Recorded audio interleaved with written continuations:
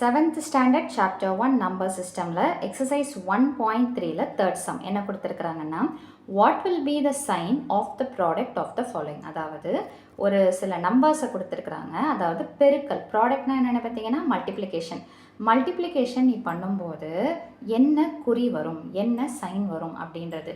இது ரொம்ப ரொம்ப முக்கியமான கான்செப்ட்ஸ். நீங்கள் இந்த கிளாஸில் மிஸ் பண்ணீங்கன்னா ஹையர் கிளாஸஸ் போக போக இதோடைய இந்த பேசிக்கை தெரிஞ்சதுன்னா ஹையர் கிளாஸ் டக்குன்னு நீங்கள் கால்குலேட் பண்ணி முடிச்சிடலாம். இந்த பேசிக்கை நிறைய பேர் புரிஞ்சிக்காமே நீங்கள் போட்டிங்கன்னா கண்டிப்பாக அடுத்தடுத்த சம்ஸ் கஷ்டமாக தான் இருக்கும். ஸோ பேசிக்கை எவ்வளோ ஸ்ட்ராங்காக வச்சுக்கிறீங்களோ அவ்வளோக்கு உங்களுக்கு அப்கமிங் சம்ஸ் ரொம்ப ஈஸியாக இருக்கும். இப்போ இதில் ஃபர்ஸ்ட் கொஷின் என்ன கொடுத்துருக்குறாங்கன்னு பார்த்தீங்கன்னா 16 டைம்ஸ், அதாவது 16 முறை என்ன அப்படின்னு பார்த்தீங்கன்னா negative integers. 16 times of negative integers அப்படின்னா என்ன அர்த்தம் அப்படின்னு பார்த்தீங்கன்னா ஒரு நம்பர் எடுத்துக்கிறோம். அந்த நம்பர் எப்பேற்பட்ட நம்பர்னு பார்த்தீங்கன்னா நெகட்டிவ் எண், அதாவது ஒரு முழுக்கள் எடுத்துக்கிறோம். அதில் பார்த்தீங்கன்னா அந்த முழு எப்படி இருக்குதுன்னு பார்த்தீங்கன்னா குறைமுழுவாக இருக்குது. அது எத்தனை தடவை பெருக்கிறீங்கன்னு பார்த்தீங்கன்னா 16 முறை பெருக்கிறீங்க. இங்கிலீஷ் மீடியம் உங்களுக்கு தேவையானதை இங்கிலீஷில் எடுத்துக்கோங்க, தமிழ் மீடியம் உங்களுக்கு தேவையான கான்செப்ட்ஸை தமிழில் எடுத்துக்கோங்க. பட் இங்கிலீஷ் மீடியம் தமிழையும் புரிஞ்சுக்கோங்க, தமிழ் மீடியம் இங்கிலீஷையும் புரிஞ்சுக்கோங்க. உங்களுக்கு ஃப்யூச்சரில் ஹெல்ப்ஃபுல்லாக இருக்கும். ஸோ இதுக்குண்டான சொல்யூஷன் என்னன்றதை பார்ப்போம்.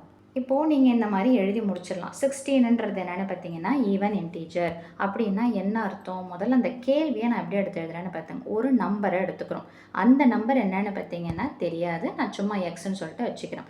அந்த நம்பர் எப்பேற்பட்ட நம்பராக இருக்குதா? நெகட்டிவ் நம்பராக இருக்குதுன்றாங்க.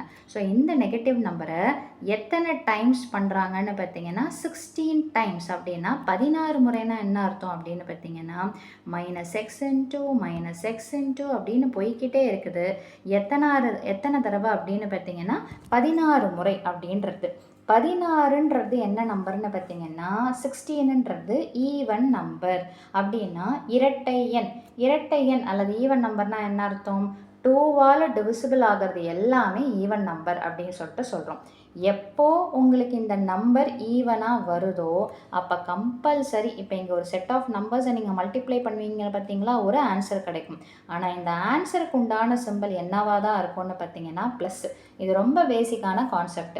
இதை நம்ம ஹையர் கிளாஸஸில் பார்த்தீங்கன்னா இப்படி பவரில் எடுத்து ரெப்ரசன்ட் பண்ணுவோம்.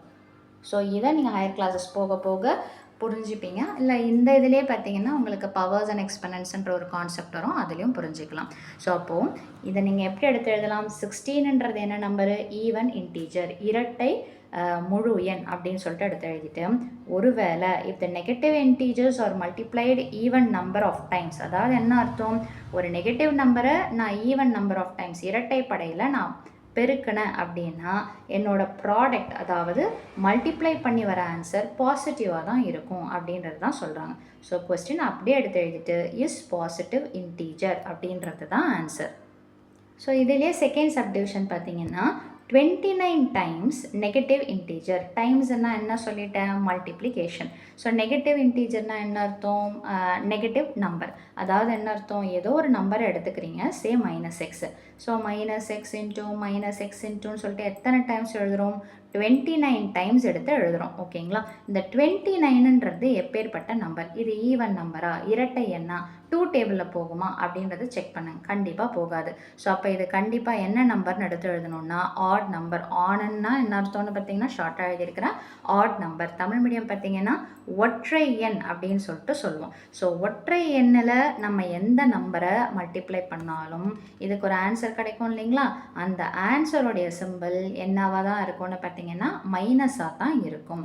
ஸோ அப்போது இதோடைய ஆன்சர் எப்படி எடுத்து எழுதலான்னா if negative integers are multiplied odd number of times, அதாவது ஒரு நெகட்டிவ் நம்பரை ஆட் நம்பரில் நம்ம மல்டிப்ளை பண்ணோன்னா அதோடைய ப்ராடக்ட் என்னவாக தான் இருக்கும்னு பார்த்தீங்கன்னா நெகட்டிவாக தான் இருக்கும்.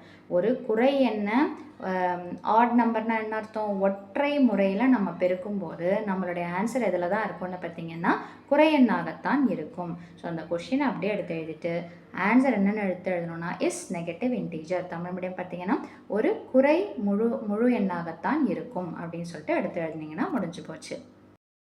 ஸோ அவ்வளோதான் இந்த சம்மோட சொல்யூஷன். மீண்டும் அடுத்த பதிவில் வேறொரு சம்மோடு சந்திக்கிறேன். வீடியோ பயனுள்ளதாக இருந்ததுன்னா மறக்காமல் லைக் பண்ணுங்கள், ஷேர் பண்ணுங்கள், சப்ஸ்கிரைப் பண்ணுங்கள். தேங்க்யூ.